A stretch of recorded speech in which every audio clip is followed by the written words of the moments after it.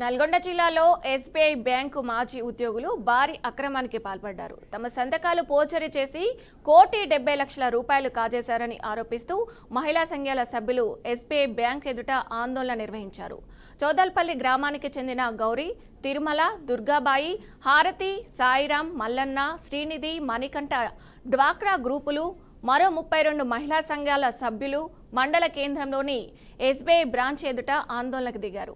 గతంలో అదే బ్రాంచీలో పనిచేసిన మేనేజర్, బుక్ కీపరు వరమ్మ కలిసి సంతకాలు పోర్జరీ చేసి మొత్తం ₹1,70,00,000 అక్రమంగా విత్డ్రా చేసినట్టు బాధితులు ఆరోపించారు. వారు పాస్బుక్ ప్రింట్ చేయించేందుకు బ్యాంకుకు వెళ్లిన సమయంలో ఈ మోసం వెలుగులోకి వచ్చిందన్నారు.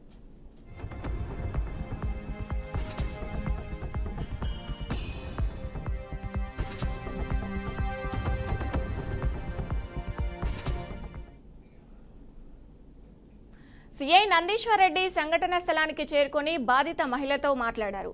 బాధితులు న్యాయం జరిగే వరకు వెళ్లమని మొండిగా నిలిచారు. ఆ మార్గం గుండా వెళ్తున్న ఎమ్మెల్యే మల్లెడ్డి రంగారెడ్డి కూడా అక్కడకు వచ్చి పరిస్థితిని సమీక్షించారు.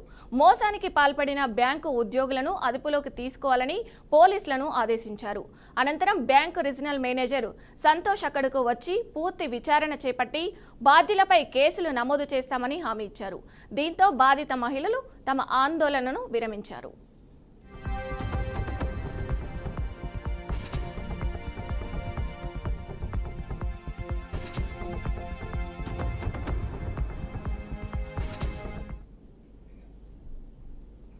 నల్గొండ జిల్లాలో ఎస్బీఐ బ్యాంకు మాజీ ఉద్యోగులు భారీ అక్రమం డ్వాక్రా మహిళల సంతకాల పోర్జరీ చేసి ₹1,70,00,000 టోకరా.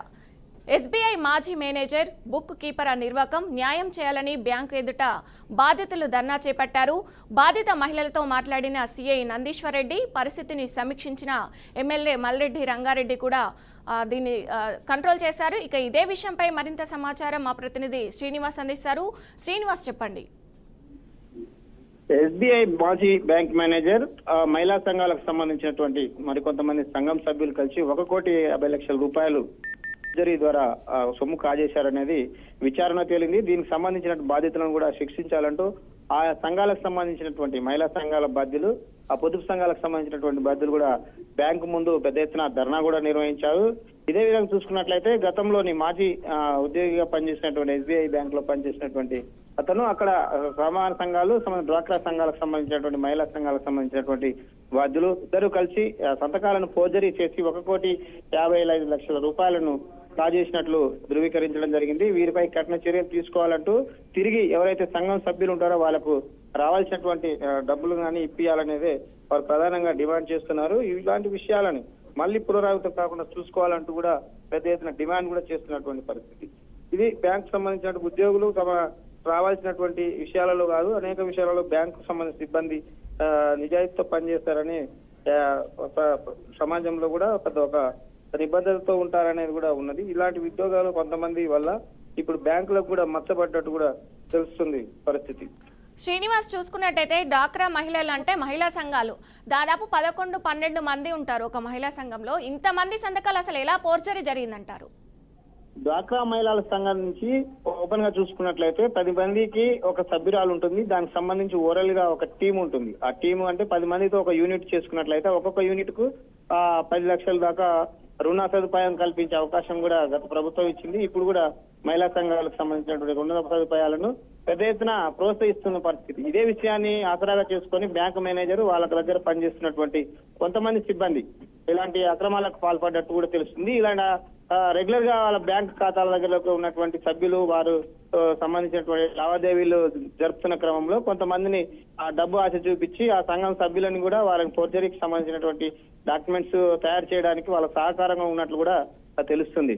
విజయ్, శ్రీనివాస్, అసలు ఇలాంటి మోసాలు జరగడం వల్ల మిగతా బ్యాంకు వాళ్ళని నమ్మే పరిస్థితి లేదు. అసలు ఎలా చూడొచ్చు అంటారు దీని? అసలు ప్రధానంగా చూసుకున్నట్లయితే బ్యాంకు సంబంధించిన విషయాలలో ఇప్పటికీ ఆన్లైన్ అయింది, మోసాలు జరగడానికి వీల్లేదంటూ గత కొన్ని సంవత్సరాలు కూడా చెప్పుకుంటూ తిరుగుతున్నాం. కానీ ప్రధానంగా చూసుకున్నట్లయితే అక్కడ ఇలాంటి ఫోర్జరీ సంతకాలు కానీ సంబంధించిన విషయాలు కూడా చేసినప్పుడు పూర్తిగా ఆ సంఘాల సభ్యులు కానీ ఆ బ్యాంకు మేనేజర్లతో పాటు అక్కడ జరుగుతున్న విషయాలు కూడా పూర్తిగా చేయడం జరిగింది. ₹1,20,00,000 జరిగినటువంటి ఈ బ్యాంక్ సంబంధించిన లావాదేవీలో కూడా వారికి రావాల్సిన డబ్బులు కానీ సంబంధించిన విషయాలను కూడా పూర్తిగా ఇవ్వాలనేది కూడా వారు డిమాండ్ చేస్తున్నారు. సంఘాలు వివిధ హోదాలో పనిచేస్తున్న అనేక మంది బ్యాంకు మేనేజర్లు కూడా ఇలాంటి దిగజారుడు విధానాలు చేయడం వల్ల కొంత సమాజంలో ఉన్నటువంటి బ్యాంకుకు సంబంధించిన విషయాలలో కొంత ఇబ్బందికరమైన పరిస్థితి నెలకొన్న పరిస్థితి. Okay, right. Thank you Srinivas.